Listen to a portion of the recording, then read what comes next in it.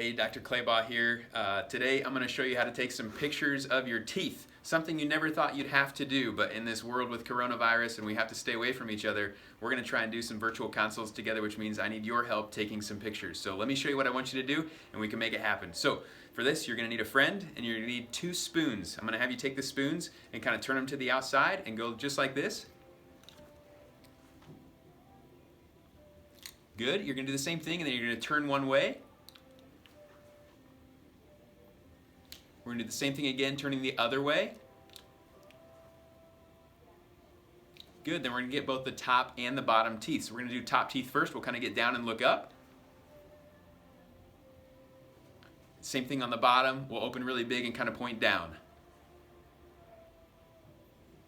If you can take those 5 pictures and email them to us at info@clabaughorthodontics.com, that'd be a big help, and we can help you through our virtual method of talking through your treatment. Thank you so much.